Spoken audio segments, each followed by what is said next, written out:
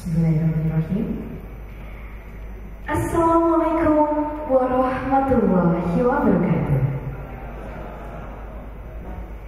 Salam sejahtera untuk kita semua. Shalom, Om Swastiastu, Namo Buddhaya, salam kebajikan. Kepada yang terhormat, selamat pagi dan selamat datang kami ucapkan kepada Mbak Arida Tetiaka Mukhtar PhD selaku Direktur Eksekutif The Indonesian Institute, Mas Gilal Soekarno selaku Direktur Warga Muda, Mbak Mulyani Sri Hastuti SHMH selaku Asisten Deputi Wawasan Pemuda Kemenpora, Mbak Hasifia Saraswati selaku Staf Khusus Kemenpora Republik Indonesia.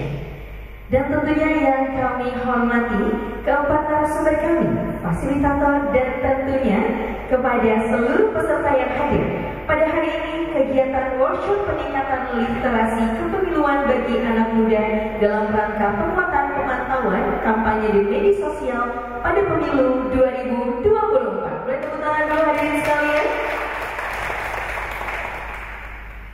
Pertama-tama marilah kita panjatkan puji dan syukur kita kehadirat Tuhan Yang Maha Esa, Allah Subhanahu wa Ta'ala, karena atas berkah dan rahmat-Nya lah pada hari ini kita dapat berkumpul pada hari Kamis 14 September 2023 di Gedung Auditorium Kementerian Pemuda dan Olahraga Republik Indonesia. Salawat dan salam tidak lupa kami junjungkan kepada baginda Nabi besar Rasul mulia Muhammad Sallallahu Alaihi Wasallam. Pemuda hebat mempunyai peran sangat penting dalam menjaga integritas pelaksanaan pemilu yang sehat. Pemuda hebat bukan saja representasi harapan masa depan, tapi juga menjadi agen-agen perubahan yang aktif dalam memastikan proses pemilu berjalan luber jurdil. Untuk itu, workshop pada hari ini tidak hanya bertujuan meningkatkan literasi kepemiluan bagi anak muda, tapi juga untuk memperkuat pemantauan dan pengawasan kampanye serta meningkatkan partisipasi publik termasuk bagi anak muda pada pemilu 2024 mendatang. Dan tentunya workshop pada pagi hari ini akan dipandu langsung dan diisi oleh fasilitator dan keempat narasumber yang sangat luar biasa. Dan untuk acara selanjutnya, untuk membuka acara pada pagi hari ini, marilah sama-sama kita menyanyikan lagu Indonesia Raya dan kepada hadirin dimohon untuk berdiri.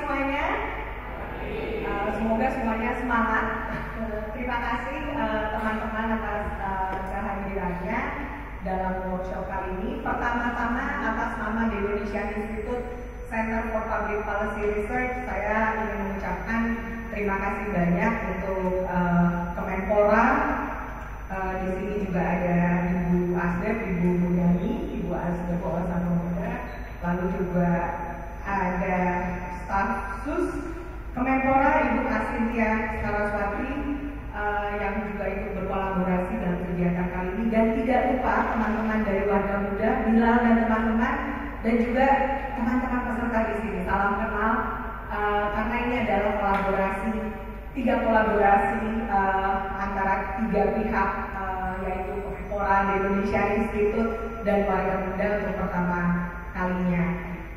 Saya ucapkan terima kasih juga kepada para narasumber dan juga fasilitator yang akan ikut mengisi kegiatan kita kali ini. Mungkin ada yang bertanya apa itu Indonesia Institute? Kami adalah lembaga penelitian kebijakan publik yang berkantor di Jakarta Pusat. Nanti kalau lebih lanjut bisa cek di indonesianinstitute.com. Termasuk mungkin ada pertanyaan kenapa ada workshop ini. Sebagai latar belakang dan konteks, TII telah melakukan penelitian mengenai pentingnya penataan kampanye di media sosial. Teman-teman tahu betapa maraknya berita bohong, informasi bohong yang memecah belah kita selama ini, tidak hanya dari pemilu 2019 tapi bahkan dari pilkada 2012. Tentu saja hal itu tidak kita inginkan. Maka dari itu kami melakukan penelitian mengenai pentingnya penataan kampanye di media sosial yang telah kami share juga dengan penyelenggara pemilu, KPU dan Bawaslu RI. TII juga berinisiatif bersama dengan teman-teman koalisi yang juga akan menjadi narasumber dalam kegiatan kita kali ini. Jadi kami membentuk koalisi masyarakat sipil untuk kampanye pemilu yang informatif dan edukatif. Itu juga kenapa kami punya serangkaian acara selain penelitian, dan juga ada diskusi tematik dengan teman-teman mitra koalisi, juga ada diskusi di kampus. Sebagai informasi, kami akan ada diskusi di Taman Hina, di Universitas Indonesia, dan rencananya juga dengan Universitas Nasional dan Universitas Veteran. Harapan kami sebenarnya adalah melalui workshop ini, selain kita saling kenalan, saling bekerja sama, adalah juga untuk meningkatkan pemahaman teman-teman mengenai apa sih pemilu, demokrasi, partisipasi, dan inklusi, serta mengapa hal itu penting. Yang kedua adalah meningkatkan kapasitas dan juga kesadaran teman-teman sebagai bagian dari masyarakat sipil untuk ikut mengawal pemilu agar pemilu kita berintegritas, relevan, dan juga inklusif. Ini menjadi sangat penting karena teman-teman akan menjadi pemilih yang presentasinya dominan di 2024, dan datanya sudah bisa dicek juga di KPU RI. Sudah pada cek? Sudah termasuk pemilih? Kalau belum dicek, dan kita ingin mendorong juga agar teman-teman menggunakan hak pilihnya. Beberapa riset TII juga mengangkat tentang persepsi anak muda soal politik di 2024 mendatang nanti. Teman-teman bisa cek di website kami. Besar harapan kami sebenarnya dari teman-teman yang sudah datang dari berbagai daerah dan komunitas untuk ikut meneruskan apa yang teman-teman pelajari, apa pembelajaran atau refleksi dari yang teman-teman dapat hari ini kepada teman-teman di komunitas kalian. Besar harapan karena kami tahu ada keterbatasan kami juga untuk memfasilitasi jumlah peserta yang hadir di sini, tapi kami percaya warga muda, kita semua dan teman-teman yang berpartisipasi di sini bisa memanfaatkan workshop ini sebaik-baiknya dan ikut bersama-sama bekerja sama untuk berbagi pengalaman dari workshop ini agar kita bersama-sama mengawal pemilu ke depan agar berintegritas, relevan, dan juga inklusif. Demikian dari saya mewakili Indonesia Institute. Sekali lagi terima kasih banyak atas partisipasi kehadiran teman-teman juga di sini, dan juga para mitra koalisi yang ikut membantu jalannya kegiatan ini, termasuk juga dengan teman-teman warga muda dan Kemenpora. Akhir kata, wassalamualaikum warahmatullahi wabarakatuh. Tetap semangat dan selamat berworkshop. Terima kasih. Assalamualaikum warahmatullahi wabarakatuh. Shalom, Om Swastiastu. Swastiastu, Namo Buddhaya, Salam Kebajikan. Hidup Pemuda Indonesia. Terima kasih Indonesia Institute, Mbak Minda, Kemenpora, Mbak Mulyani atas kesempatannya berkolaborasi dengan warga muda. Besar harapan saya semoga kolaborasi ini terus berlanjut supaya kita benar-benar bisa menciptakan satu sistem kehidupan yang benar-benar ramah generasi. Saya mewakili warga muda ingin menyampaikan satu pesan. Memang dalam politik, terutama dalam pemilu, ekspektasi anak muda seringkali tidak sepenuhnya terwujud. Banyak hal-hal yang sudah kita pikirkan, tapi jauh dari kesempatan yang bisa kita dapat. Tapi teman-teman, kita tidak usah menyerah.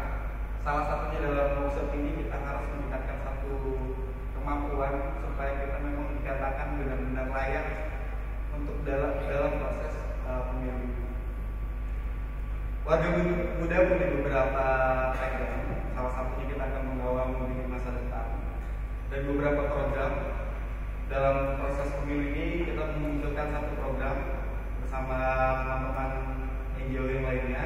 Salah satunya adalah Kelas Peduli Warga, yaitu mengawal pemilu. Kita akan mencoba membuat workshop juga sama, tapi di 3 provinsi, di Jakarta, Jawa Barat, dan Jawa Timur.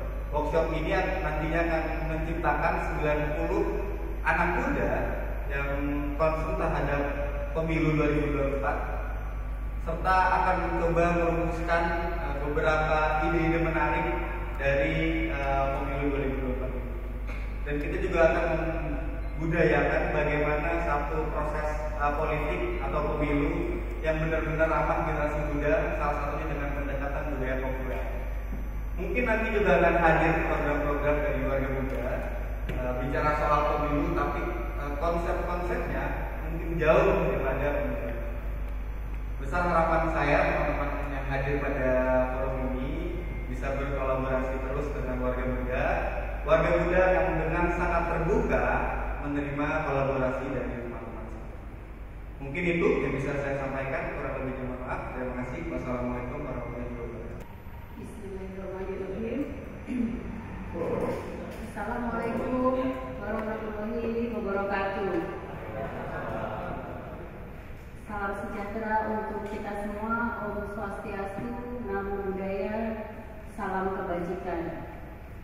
Bapak Ibu, adik-adik, mohon izin karena kita berada di lingkungan Kemenpora, saya ingin mengenalkan salam pemuda dari Kemenpora. Jadi ketika saya menjawab salam pemuda, dijawab dengan maju. Bisa ya? Saya coba ya. Salam pemuda. Maju. Salam pemuda. Maju. Salam pemuda. Maju. 2 kali tepuk pramuka.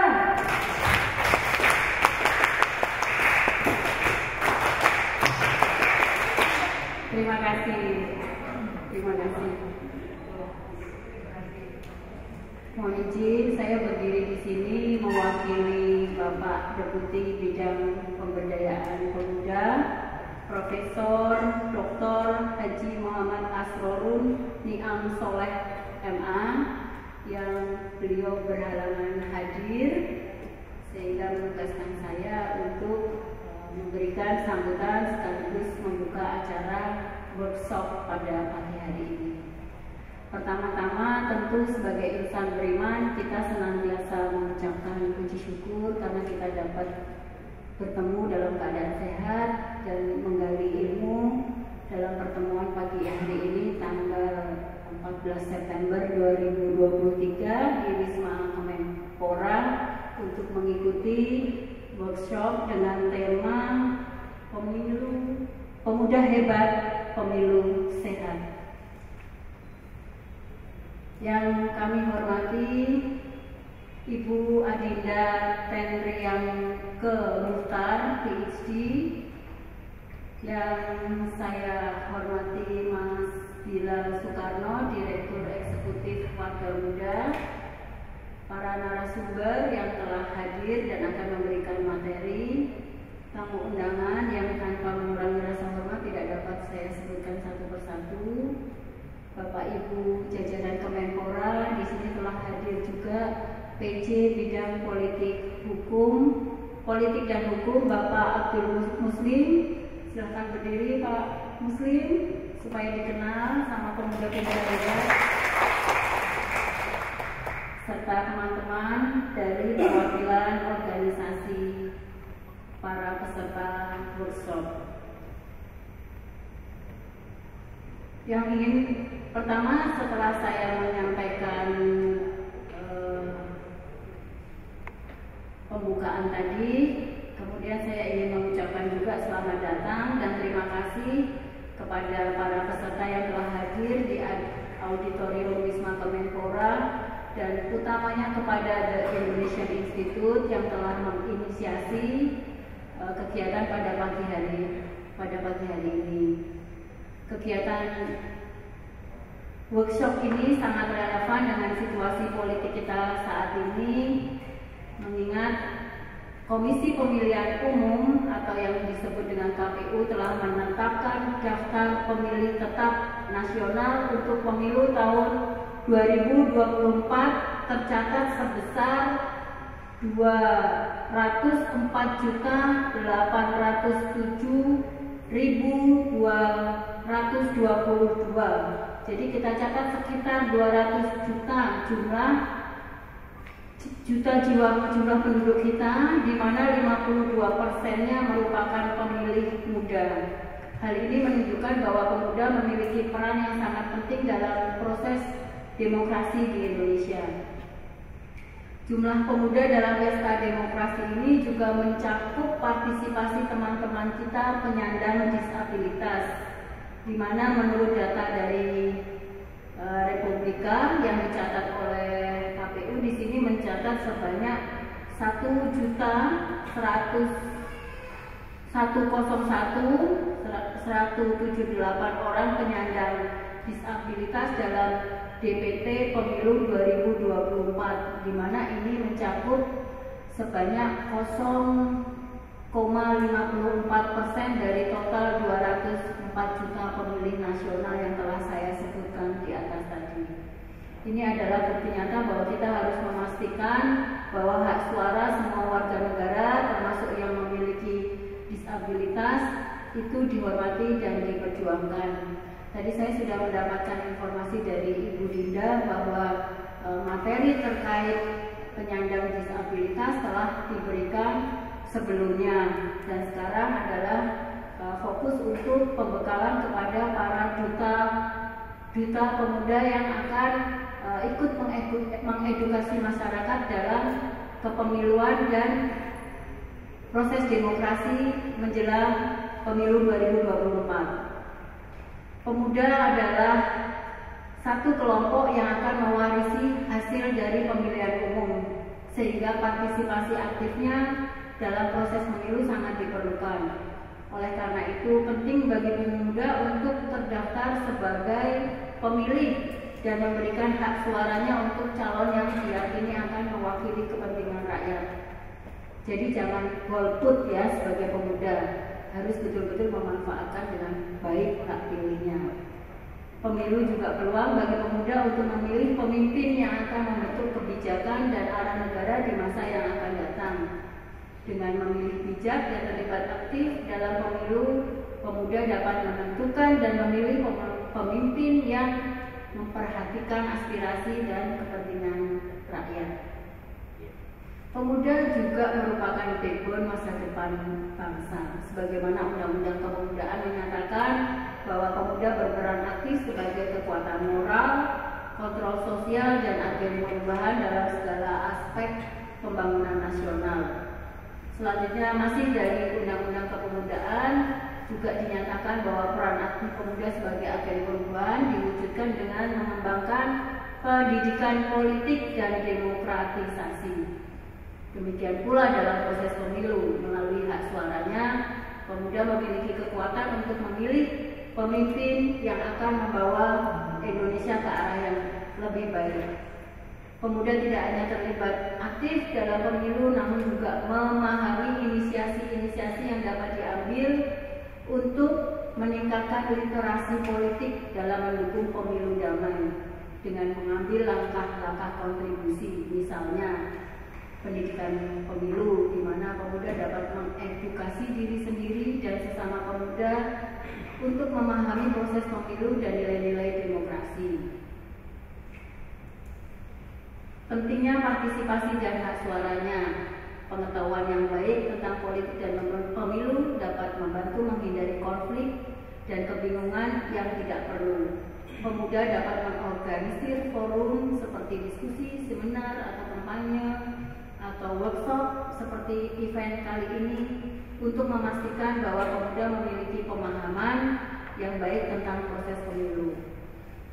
Kemudian yang kedua adalah kampanye pemilu yang positif, di mana pemuda terlibat dalam kampanye politik, baik sebagai relawan atau pendukung, dan harus mengedepankan kampanye yang berfokus pada isu-isu dan program, bukan pada serangan pribadi atau propaganda yang merusak. Jadi sebagai pemuda tentu kita tidak mudah termakan berita hoax atau hal-hal yang bersifat memecah belah sebelum kita melakukan tabayun atau meneliti kebenaran sebuah berita. Hal ketiga adalah monitoring dan pengawasan, di mana pemuda dapat terlibat dalam upaya pengawasan pemilu untuk memastikan bahwa pemilu berjalan dengan baik, dari mulai proses pemungutan suara, pemeriksaan daftar pemilih, dan melaporkan jika terdapat indikasi adanya suatu pelanggaran. Yang keempat adalah menolak kekerasan. Pemuda harus mengambil sikap yang tegas menolak kekerasan dalam pelaksanaan pemilu. Mereka dapat menjadi contoh yang baik dengan menunjukkan bahwa perbedaan politik dapat diselesaikan melalui proses demokratis tanpa kekerasan. Workshop hari ini juga akan membahas cara pemuda untuk berperan aktif dalam pesta politik, sekaligus mencarikan solusi untuk mengatasi hambatan yang dihadapi, serta teman-teman penyandang disabilitas dalam berpartisipasi dalam proses pemilihan umum. Kita akan mendengarkan pemikiran dan pengalaman berharga dari para ahli dan praktisi di bidangnya. Akhir kata, potensi besar pemuda untuk turut mewujudkan pemilu damai merupakan ikhtiar baik kita bersama. Dengan pendidikan, kesadaran, dan tindakan yang tepat, pemuda dapat membantu memastikan bahwa pemilu yang berlangsung di Indonesia adalah pemilu damai, adil, dan berkontribusi pada perkembangan demokrasi yang sehat.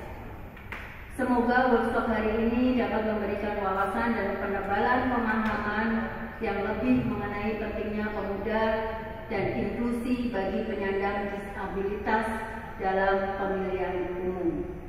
Mari kita bersama-sama membangun masa depan yang lebih baik untuk Indonesia melalui pemilu yang sehat, partisipatif, dan damai. Kami berharap ilmu yang didapat dapat didesiminasikan ke jejaring pertemanan yang para peserta miliki, agar apa yang kita pelajari pada hari ini dapat bermanfaat bagi masyarakat luas. Dari Bekasi ke Surabaya, ke Jakarta lewat Purwakarta. Workshop ini banyak manfaatnya. Pemuda mana semangatnya? Maju! Demikian sambutan yang dapat saya sampaikan. Terima kasih atas perhatiannya dan mohon maaf jika ada khilaf kata atau hal-hal yang tidak berkenan. Wabillahi taufiq wal hidayah. Saya akhiri. Wassalamualaikum warahmatullahi wabarakatuh. Om Santi Santi Santi. Semoga Tuhan memberkati kita semua. Dan untuk selanjutnya tentunya pada acara pagi hari ini akan diisi langsung oleh pemateri atau narasumber yang sangat luar biasa. Yang pertama ada dari Mbak Akidatul Izzah Zain selaku peneliti sindikasi pemilu dan demokrasi, dan yang kedua ada dari Ibu Maharita Maha selaku sekretaris advokasi pusat pemilihan umum akses disabilitas, dan yang ketiga ada dari Ibu Astari Yadawati selaku co-founder redaksi, dan yang terakhir ada dari Mbak Dila Farhani selaku manajer hukum dan advokasi jaringan pendidikan pemilih untuk rakyat. Dan tentunya pada acara workshop kita akan difasilitatori oleh Mbak Enda Setianingsih PhD selaku Research Associate di Indonesian Institute. Langsung saja saya Nisha selaku MC akan menyerahkan acara workshop kita pada hari ini kepada yang terhormat kepada Mbak Enda Setianingsih PhD. Kami persilakan. Sebelumnya saya ingin biar semangat pagi gitu ya, tadi Salam Pemuda sudah diperkenalkan. Saya juga mau memperkenalkan, kalau saya bilang semangat pagi, oke. Kita coba ya, semangat pagi, yes. Oke, kurang lagi ya, kurang ini nih, karena masih pagi mungkin kan, belum menggerakkan badan gitu ya. Semangat pagi, yes. Oke, terima kasih. Jadi sudah diperkenalkan tadi, nama saya Enda Setianingsih, bisa dipanggil Enda. Biasanya saya bantu TI Research Associate di bidang kesehatan, khususnya kesehatan masyarakat gitu ya. Oke, jadi teman-teman, sebelum kita memulai, biasanya kita ada housekeeping dulu nih, kira-kira apa saja yang harus diperhatikan selama satu hari ini. Jadi yang pertama, kalau ada emergency, saya udah lihat nih titik kumpulnya di sana. Jadi kita nggak perlu jauh-jauh kalau misalnya amit-amit terjadi gempa atau bencana yang tidak diduga, kita lari ke depan gitu ya. Gak usah panik, jalan kaki juga nggak apa-apa, karena nggak jauh. Kecuali dikejar anjing mungkin lah gitu ya. Kemudian toilet ada di sebelah kanan saya, jadi ada yang laki-laki ke dalam. Kalau yang perempuan langsung belok kanan, ada toilet perempuan laki-laki. Nah, yang terakhir adalah rules of the day. Nah, saya minta teman-teman menentukan peraturan untuk hari ini, kita apa-apa saja yang boleh dan apa-apa yang tidak boleh gitu ya. Kira-kira dari sayap kanan sini mau Pak memberikan rules apakah untuk hari ini? Misalnya HP-nya silent misalnya seperti itu, atau apa yang kira-kira teman-teman ingin sepakati bersama. Sebagai pemuda kita harus bersepakat ya kan. Oke, dari sebelah sini dipikirkan mungkin ada dua, dari depan saya juga dua peraturan, dari sebelah kiri saya dua peraturan. Saya kasih waktu 1 menit untuk berpikir. Mari bersepakat. Sebentar, saya catat dulu ya, rules of the day. Yes.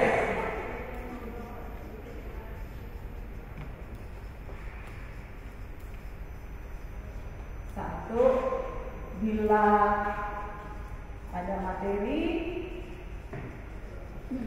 no HP ya, no main handphone, biar agak jaksel nggak sih, ada no-nya ya kan. Satu lagi ada kan? Ngobrol. Oh, jangan ngobrol juga, ada materi.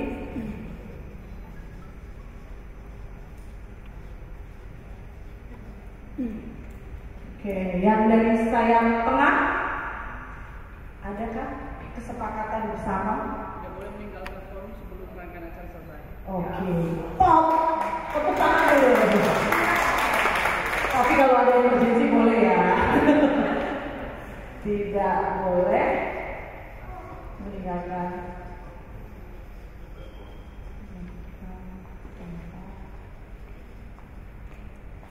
sebelum.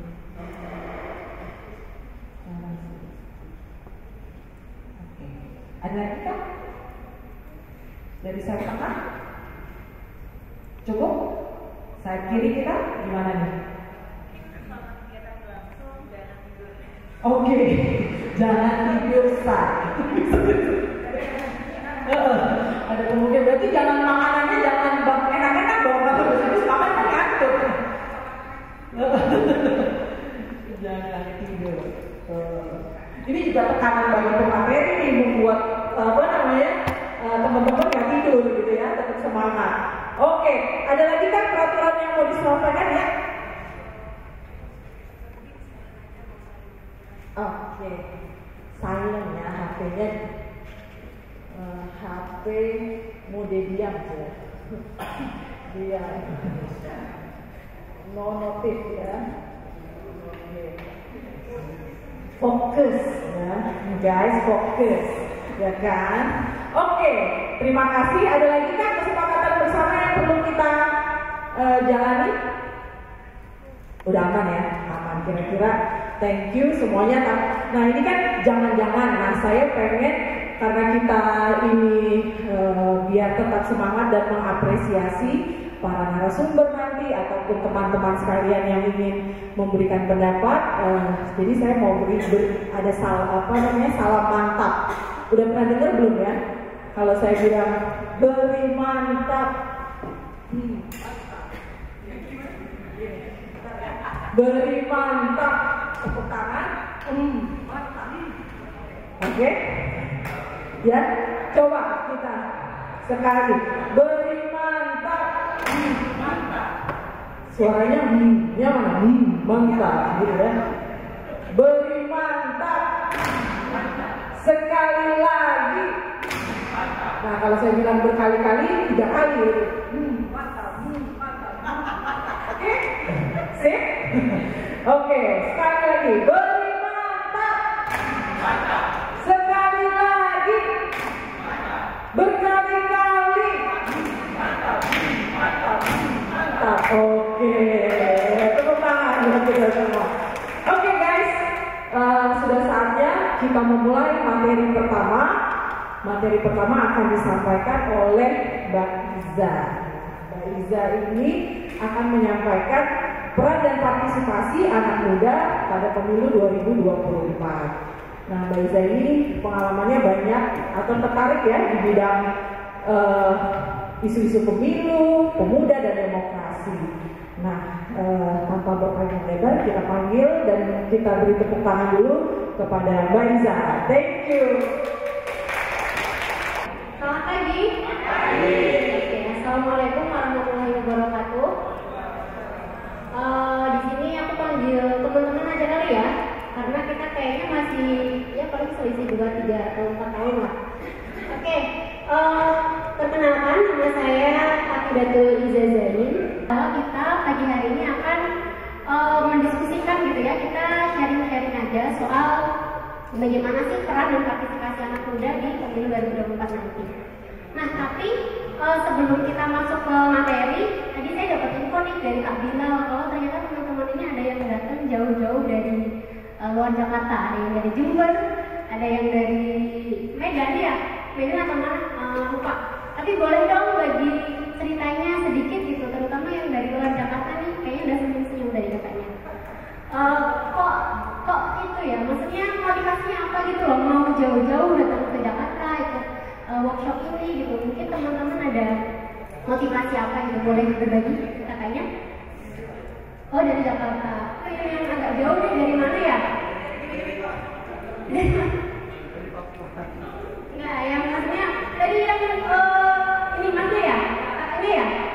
Ngaku dong, masa nggak ngaku sih anak muda? Mana yang dari Jember? Yang dari Kediri. Oh Kediri.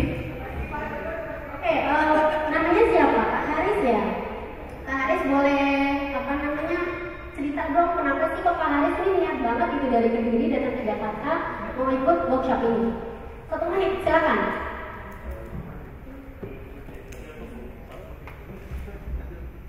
Tes ya. Jadi sebelumnya perkenalkan nama saya Muhammad Haris Sabaira, biasanya dipanggil Kak Haris. Saya berasal dari Kediri, jadi lebih tepatnya di Pare, jadi di kampung Inggris daerah sekitar situ ya. Jadi apa sih motivasi saya untuk mengikuti ini? Karena pemilu ini adalah suatu jembatan yang nantinya untuk mempengaruhi masa depan Indonesia.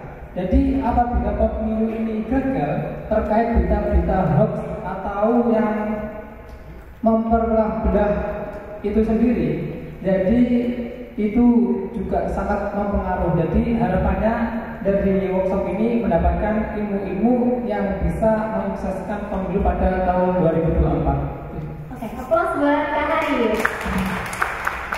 Iya, Kak Haris kalau boleh tahu masih kuliah atau sekolah atau apa? Alhamdulillah tahun ini udah lulus baru 9. Alhamdulillah. Tapi selamat dong. Selamat gitu. Selamat Kak Haris.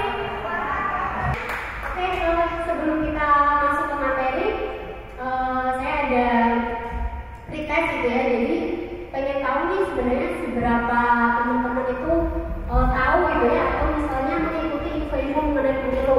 Jadi nanti akan ada 5 soal gitu ya, teman-teman boleh menjawab. Nanti cepet-cepetan gitu ya. Jadi siapa yang nilainya tertinggi nanti ada sedikit hadiah dari saya. Oke, Kanori boleh ditampilkan sebentar. Oke, teman-teman di sini punya ponsel semua, bawa HP semua. Nah, tadi di peraturannya nggak boleh main HP, tapi ini kita gamenya harus menggunakan HP. Jadi mohon dikeluarkan sebentar. Nah, teman-teman bisa masuk ke ketik aja gitu ya, menti.com di web, bisa di Chrome atau di Google, menti.com. Nah, nanti teman-teman bisa masukkan kode. Kodenya saya tulis kayak kurang.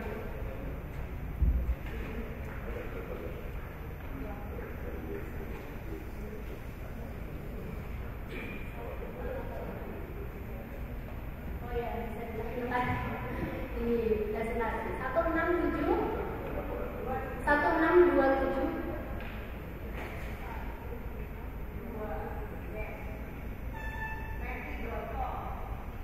6325. Oke, silakan. Panitia juga boleh ikut ngisi, siapa tahu panitianya juga belum tahu pemilunya kapan. Oke, sudah, teman-teman sudah bisa masuk.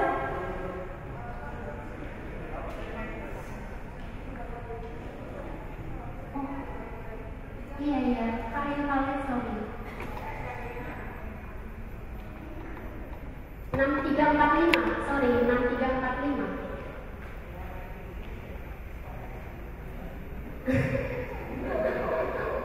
Oke, udah bisa semua teman-teman?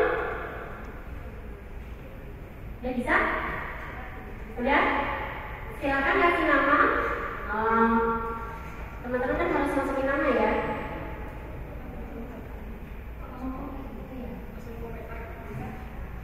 Maaf, Mbak Bulan. Bisa nggak Pak? Itu udah 19, ya kan udah 19 orang yang gabung ya? Bisa ulangi lagi yang belum bisa ya? 634.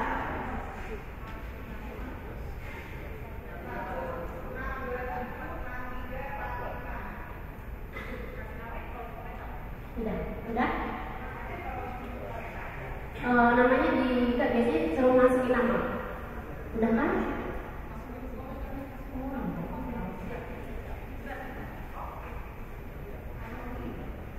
Bisa ditampilin aja Mbak soalnya di next itu. Nah, itu teman-teman udah gabung tuh. Siapa aja namanya? Udah ada 20 pemain. Oke, udah semua? Ada yang belum?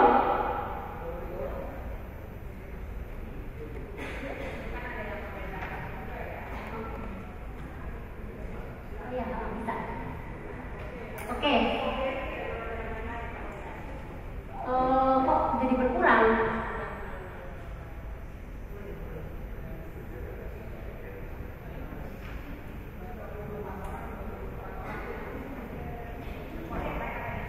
Iya. Oke. Bentar lagi. Oke, mungkin kita mulai aja kali Kak ya. Oke, kita mulai. Oke, 23 pemain. Teman-teman, waktunya untuk menjawab satu pertanyaan hanya 15 menit. Jadi harus cepet-cepet nih. Soal pertama. Kapan pemilu dilaksanakan? Ayo, jawab. Oke, tinggal 6 detik lagi.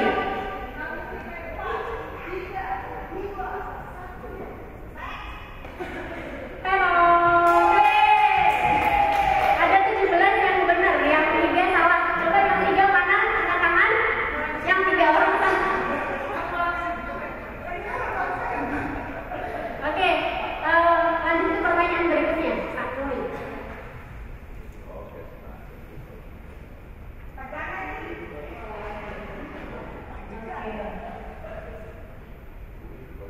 Apa syarat bisa ikut memilih? Ayo, apa syaratnya?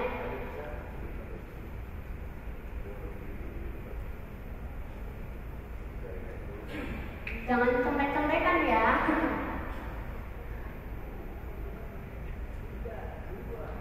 Satu. Lumayan. Yang salah banyak juga ya, 10 orang ini PR kita. Oke, slide selanjutnya Pak. Pertanyaan selanjutnya.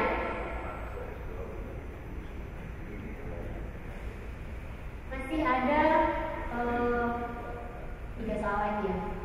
Siapa saja yang dipilih di pemilu 2024? Ayo kita milih siapa? Kepala desa? Atau mungkin bupati?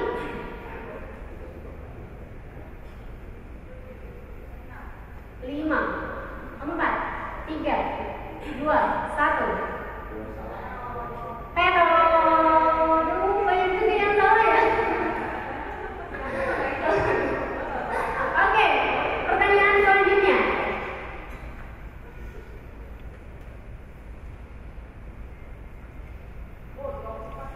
Siapa yang menyelenggarakan pemilu? Ayo siapa? Haris katanya yang menyelenggarakan. Warga muda. Oh iya, ini warga muda dimasukin tadi.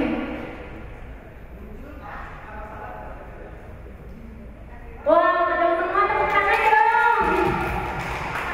Alhamdulillah ada satu soal yang benar semua. Oke, pertanyaan terakhir Kak Nurin.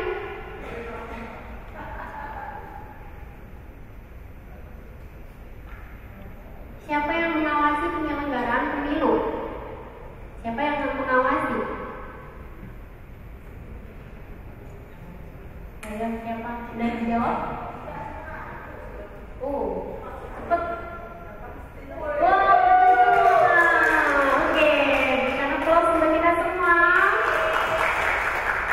Nah, juara kita hari ini adalah Iki. Mana Iki? Iki. Ayo Iki. Iki mana Iki? Iki. Mau dikasih hadiah loh. Iki. Aku Iki. Oke. Nanti pas terakhir kita ambil hadiahnya ya. Oke. Tepuk tangan lagi untuk Kak Iki. Oke. Ini pengantar untuk kita pagi hari ini ya. Selanjutnya kita langsung ke materi ya. Silakan Kak Iki. Oke, hari ini kita akan berbicara mengenai peran dan partisipasi anak muda pada pemilu 2024. Tadi sudah disampaikan oleh Ibu yang mewakili Deputi tadi ya, maaf saya lupa namanya, bahwa anak muda ini nanti akan mendominasi pemilih di 2024. Jadi anak muda ini jumlahnya yang paling besar ya. Nanti ada tuh pemilih yang dari golongan X, misalnya kayak orang tua kita gitu kan. Kemudian ada yang dari kakek nenek gitu. Tapi ternyata anak muda ini yang usia 17 sampai 35 tahun itu nanti yang jumlahnya yang paling besar. Kak bisa lanjut ke slide. Nah, teman-teman, pagi hari ini kita akan mendiskusikan setidaknya ada 4 gitu ya, 4 hal yang menurut saya penting untuk kita bicarakan pada pagi hari ini. Yang pertama kita akan bicara mengenai anak muda gitu ya. Kayak misalnya bagaimana sih anak muda pada hari ini gitu ya, kondisi mereka. Kemudian yang kedua kondisi anak muda, tadi kondisi anak muda itu seperti apa gitu ya. Misalnya tadi jumlah anak muda yang sangat besar gitu ya, mayoritas pemilih 2024. Kemudian bagaimana sih anak muda itu kedudukannya di partai politik misalnya ya, atau misalnya di lembaga-lembaga legislatif kayak DPR gitu ya, dan sebagainya. Kemudian yang ketiga, kita juga akan berbicara mengenai partisipasi anak muda. Misalnya partisipasi apa saja sih yang sudah atau mungkin belum dilakukan oleh anak muda gitu ya, atau partisipasi yang bisa dilakukan oleh anak muda. Kemudian yang terakhir, ini kaitannya anak muda dengan pemilu 2024 ini ya, bagaimana misalnya posisi anak muda saat ini di pemilu 2024. Peran mereka misalnya gitu ya, kemudian partisipasi apa yang bisa mereka lakukan di pemilu 2024. Lanjut Kak Nurin.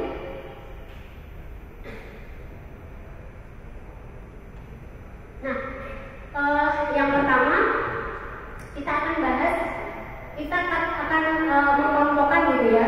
Sebenarnya anak muda itu yang usia berapa sih gitu ya? Apakah misalnya Mbak Dinda gitu jiwanya tuh masih muda, ini apakah masih masuk ke anak muda? Atau mungkin teman-teman yang apa namanya usianya 17 gitu ya sampai 25 tahun gitu mungkin. Nah ternyata dari suatu riset gitu ya, dia mengelompokkan beberapa jenis generasi atau gen. Teman-teman di sini ada yang kelahiran 97 sampai 2012 mungkin? Ada? Ada.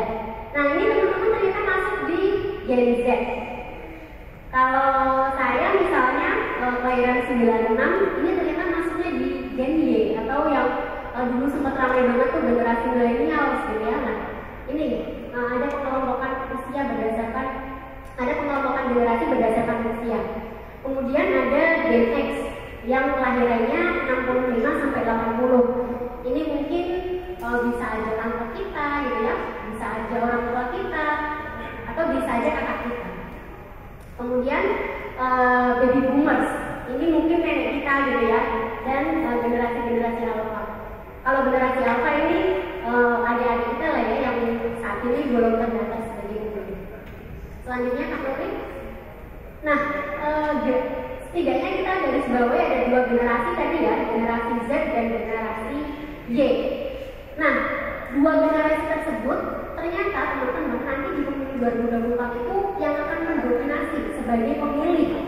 Jadi KPU beberapa waktu lalu gitu ya sudah menetapkan daftar pemilih tetap atau DPT sebutannya. Nah, ternyata dari 200 sekian tadi ya, 200 sekian juta orang yang terdaftar di DPT, 56,45%-nya itu anak muda teman-teman ya, atau generasi Y dan Z tadi. Nah teman-teman di sini semua itu termasuk di dalamnya yang akan mendominasi di pemilu 2024. Nah tetapi pertanyaannya teman-teman, apakah teman-teman ini sebagai generasi yang mendominasi gitu ya, apakah kalian ini sebenarnya sebagai penentu? Misalnya penentu kalau kita bicara capres gitu ya, yang menentukan capres ABC menang itu apakah teman-teman? Atau mungkin teman-teman itu hanya sebagai apa ya, objek gitu ya, yang kayak didekati oleh partai, didekati oleh caleg gitu ya, didekati oleh capres dan sebagainya untuk akhirnya mereka menang gitu. Bukan benar-benar teman-teman ini yang menentukan, tetapi teman-teman hanya dimobilisasi. Selanjutnya Mbak Puri.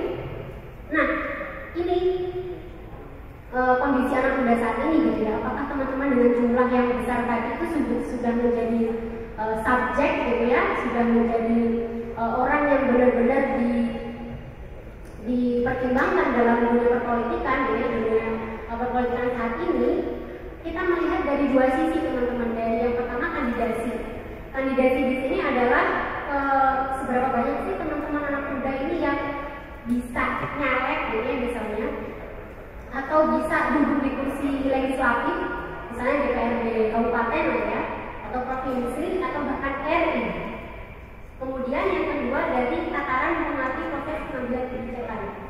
Seberapa banyak sih teman-teman anak muda yang misalnya ikut di komunitas, kemudian ikut merumuskan kebijakan. Nah ini kita lihat dari situ. Saya izin sebentar. Nah, ternyata kita lihat anak muda ini masih dominan sebagai objek gitu ya, atau komunitas politik tadi, di mana secara sadar atau tidak sadar teman-teman ini masih dimanfaatkan oleh parpol tadi gitu ya, masih dimanfaatkan oleh caleg, masih dimanfaatkan oleh capres, cawapres gitu. Kalau misalkan mereka mengatakan saat ini mereka sudah mendekati anak muda, mereka sudah melibatkan anak muda, tapi dalam tahapan mana melibatkan itu gitu ya, apakah memang teman-teman ini sudah secara aktif gitu ya, misalnya tergabung di partai politik, atau hanya misalnya dilibatkan dalam sebagai apa ya, peserta misalnya sebagai orang yang cuma meramaikan saja gitu, atau teman-teman ini punya posisi penting di situ. Selanjutnya Kak Lori. Nah ternyata parpol ini masih menempatkan anak muda tadi sebagai pasar dan objek. Orang-orang parpol ini melihat anak muda kayak istilahnya ladang gitu ya, sawah yang subur banget, yang banyak banget. Jadi mereka berpikir bagaimana bisa memanen teman-teman, memanfaatkan teman-teman untuk itu dijual misalnya, untuk itu dipanen dan lain sebagainya. Bukan memanfaatkan teman-teman ini sebagai orang yang harus didorong, yang harus dimajukan gitu. Nah, ini yang permasalahan yang kita hadapi saat ini. Kemudian kaderisasi politik anak muda belum optimal. Teman-teman kalau lihat misalnya ya di daerah gitu, bagaimana sih kaderisasi terhadap anak muda gitu ya dilakukan oleh parpol, itu masih minim banget teman-teman. Jadi teman-teman misalnya khususnya perempuan gitu ya, terkadang parpol itu melibatkan kita itu hanya ketika mereka butuh. Misalnya kalau perempuan itu di parpol ada syarat 30% yang harus mereka capai supaya mereka itu bisa ikut di pileg daerah itu di dapil itu. Jadi partai itu akan berlomba-lomba untuk merekrut teman-teman perempuan muda biasanya untuk masuk ke dalamnya. Jadi kita itu mau nggak mau dilibatkan ketika mereka butuh, gitu ya, kita dimanfaatkan. Itu yang terjadi saat ini. Kemudian yang ketiga, minim menduduki posisi strategis partai. Ini saya rasa teman-teman juga tahu gitu ya, misalnya apakah di partai daerah teman-teman gitu ya, ada nggak sih ketua partainya yang anak muda gitu ya di kabupaten misalnya atau di cabang di kecamatan biasanya ya. Ada nggak sih ketua partai misalnya yang usianya itu ketua partainya 30? Nggak ada kan? Atau mungkin kalau ada ya bisa diajari gitu ya. Nah ini yang sebenarnya memprihatinkan bagi kita juga gitu ya, karena bagaimanapun anak muda ini yang mendominasi, tapi di jabatan-jabatan strategis partai itu masih minim. Kemudian yang keempat, partai masih didominasi oleh elit konvensional. Tadi gitu ya, karena partainya itu masih minim representasi anak muda, jadi partai itu masih diisi oleh orang-orang generasi di atas. Slide selanjutnya, Pak Menteri. Nah ini jumlah keterpilihan caleg muda. Tadi saya berbicara berapa banyak sih orang yang anak muda yang mencalonkan diri sebagai caleg misalnya.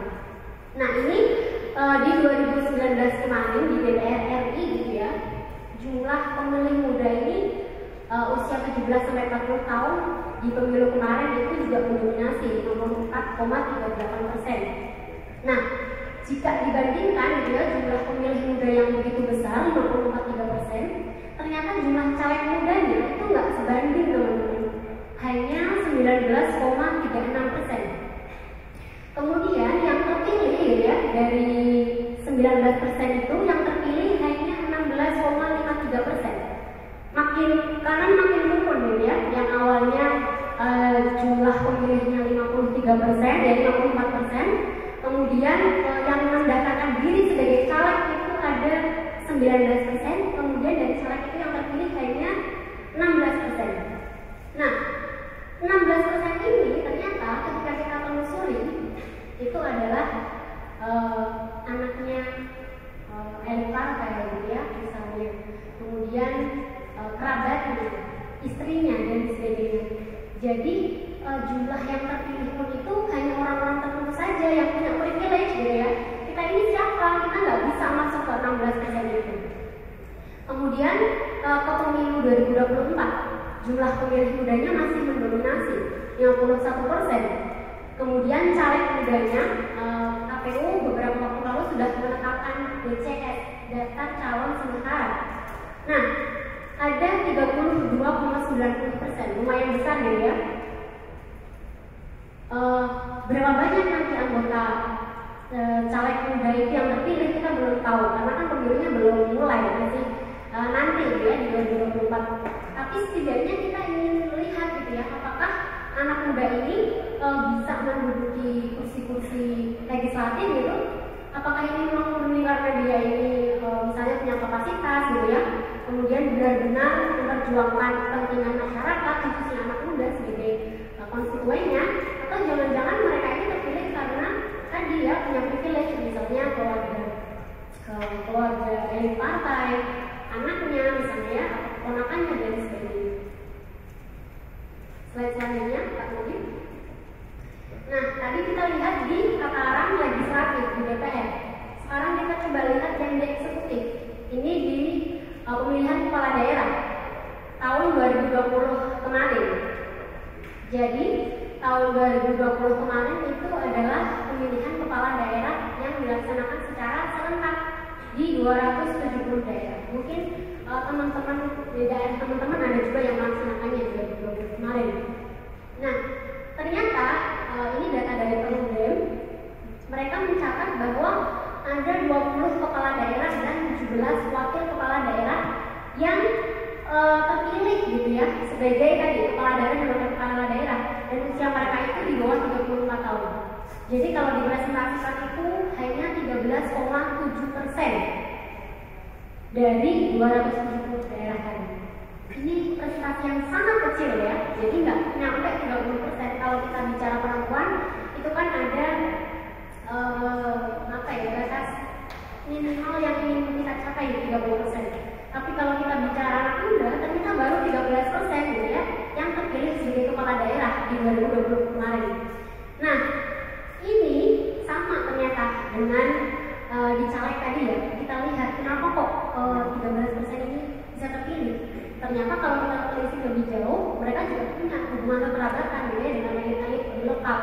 Entah itu tadi misalnya anaknya kepala daerah yang sebelumnya gitu ya, kemudian anaknya nyalon lagi gitu, atau kalau enggak keponakannya, atau kalau enggak istrinya gitu. Jadi PR kita tuh masih besar gitu ya teman-teman, khususnya untuk kita yang nggak punya privilege gitu ya, ketika kita ingin masuk ke politik, ke legislatif, ke eksekutif. Selanjutnya Pak Yuri. Nah, kita coba bicara partisipasi.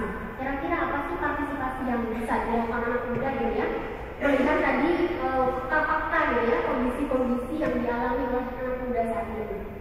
Jadi kita bisa mengartikan partisipasi sesuai atau bisa mengacu gitu ya dari pendapat program Mansuberti, di mana partisipasi politik ini bisa diartikan sebagai segala bentuk keikutsertaan atau keterlibatan warga negara gitu ya dalam menentukan keputusan yang dapat mengaruhi kehidupannya. Jadi misalnya bagaimana kita berpartisipasi dalam pemilu gitu ya, karena pemilu ini kan akan berpengaruh pada kebijakan yang akan kita hadapi dalam kehidupan kita. Pemilu itu berpengaruh. Jadi salah satunya partisipasi adalah bagaimana kita ikut terlibat dalam proses pemilu. Itu nggak hanya dilihat dari kita datang ke TPS. Kan kalau kita bicara partisipasi biasanya kita bicara soal seberapa banyak orang yang datang ke TPS, atau kalau istilah ini apa ya gitu ya, atau ilmiahnya adalah voter turnout. Nah, tapi kita di sini ingin coba bicara partisipasi itu lebih dari berapa banyak orang yang datang ke TPS. Kita ingin bicara partisipasi misalnya bagaimana kita gitu ya sebagai masyarakat, warga negara ikut terlibat dalam proses dari tahapan mulai, misalnya dari proses penetapan DPT gitu ya. Kemudian pada saat kampanye keterlibatan kita apa gitu ya, peran kita apa. Kemudian misalnya saat kita ikut sebagai tim ses salah satu calon gitu ya, itu juga sebagai partisipasi. Selanjutnya Kak Morin. Nah, sebelum kita bicara soal partisipasi anak muda gitu, yang bisa dilakukan oleh anak muda, datanya kurang jelas ya Mbak ya, fotonya karena agak warnanya kurang ini. Tapi semoga bisa teman-teman lihat. Jadi kalau kita lihat partisipasi gitu ya dari setidaknya dari tahun 2009 sampai 2019 kemarin, itu angka partisipasinya tinggi. Angka partisipasi ini masih dilihat dari tadi ya, seberapa banyak orang yang datang ke TPS, tapi angkanya tinggi. Nah, hanya saja teman-teman, angka partisipasi yang tinggi ini ternyata nggak semata-mata karena memang orang punya kesadaran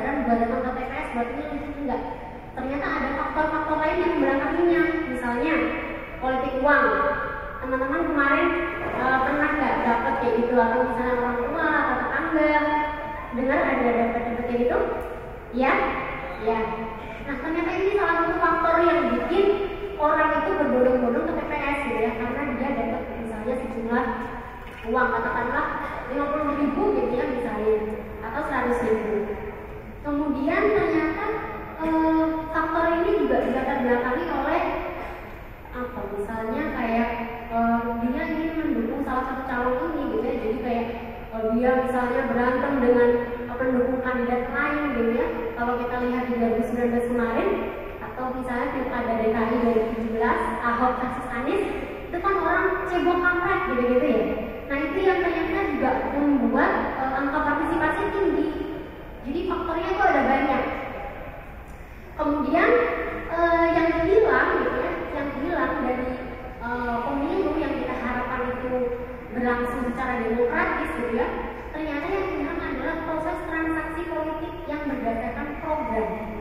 Jadi teman-teman, harusnya pemilu itu menjembatani kita sebagai pemilih dengan calon gitu ya, untuk kita itu berdiskusi gitu ya, kira-kira kalau saya milih Anda bisa menawarkan program apa gitu, Anda mau membawa kemajuan apa di daerah kami, misalkan seperti itu.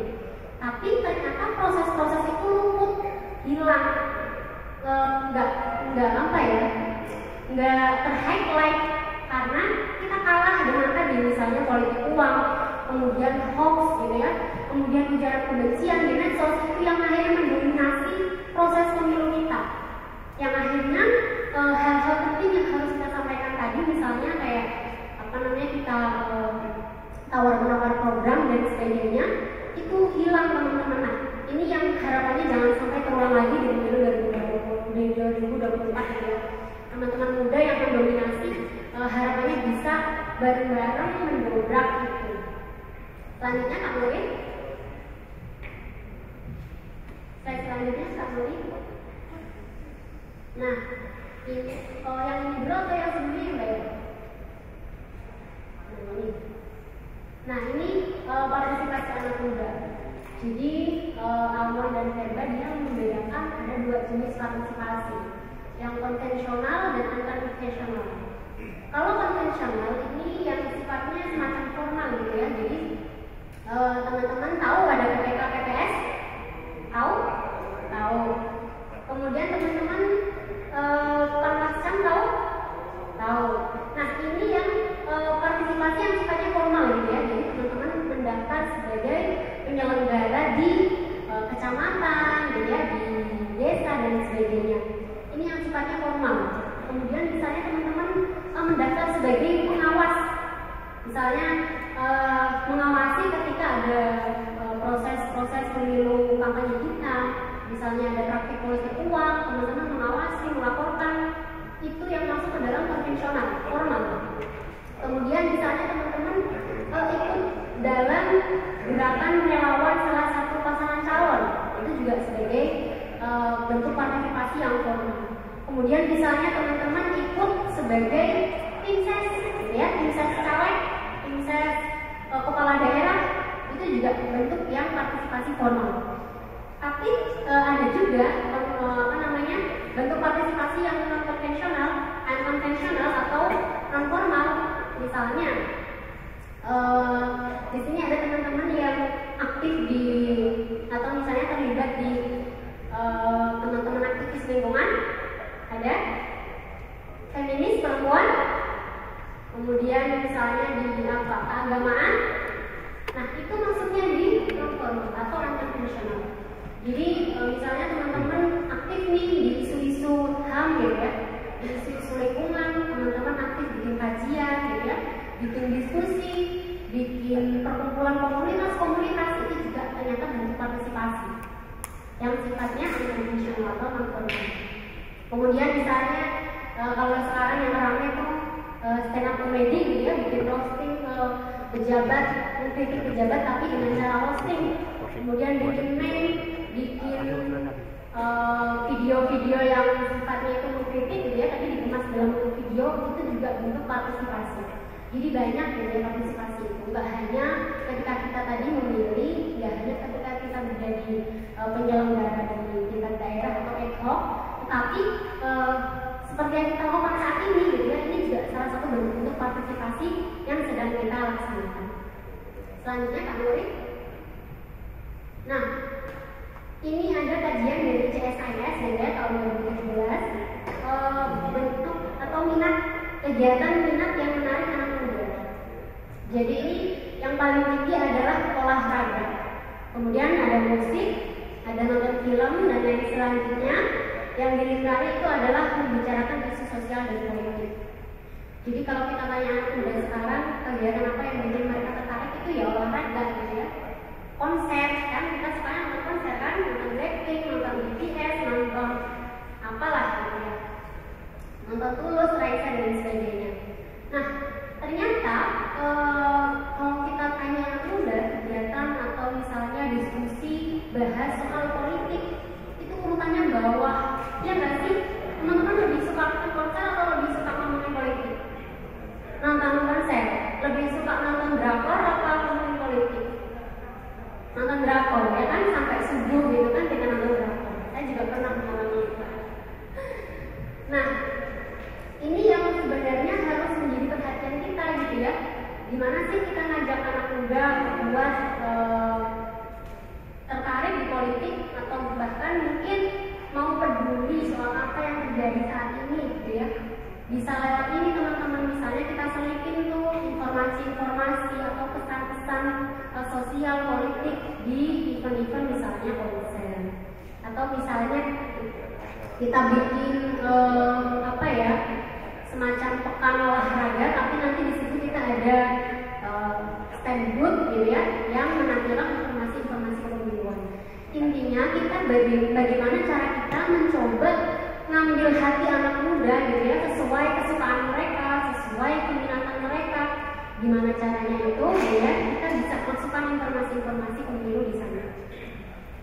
Selanjutnya Pak Nuri.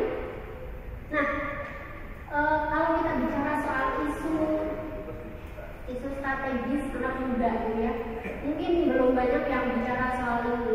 Tapi saya ingin coba sesekali gitu ya, teman-teman anak muda ini coba merumuskan isu apa sih yang menurut anak muda ini sebenarnya penting bagi anak muda, tapi partai, kemudian capres, caleg itu nggak pernah ngomongin ini, atau mungkin mereka ngomongin tapi cuma basa-basi, nggak diperjuangkan. Nah itu apa sih gitu ya? CSIS ada riset yang isu yang paling menjadi perhatian anak muda itu yang pertama adalah kesejahteraan masyarakat, kemudian lowongan kerja, kemudian apa yang ketiga, pemberantasan korupsi dan lain sebagainya, isu kesehatan, lingkungan dan sebagainya. Nah nanti setelah sesi ini teman-teman akan saya minta bentuk kelompok, mungkin satu baris. Nanti teman-teman bisa merumuskan gitu ya, sebenarnya isu-isu apa sih yang penting bagi anak muda tapi selama ini tuh luput, nggak pernah disinggung oleh para petinggi kita gitu ya, entah itu parpol, caleg atau capres. Nah harapan kita gitu ya, bagaimana misalnya kemudian regulasi kita itu memberikan hak yang setara untuk anak muda dengan generasi di atas kita, karena bagaimanapun kita ini mendominasi gitu ya, dan kita ini agen perubahan. Kemudian yang kedua, bagaimana kemudian kita mendorong perubahan di partai politik.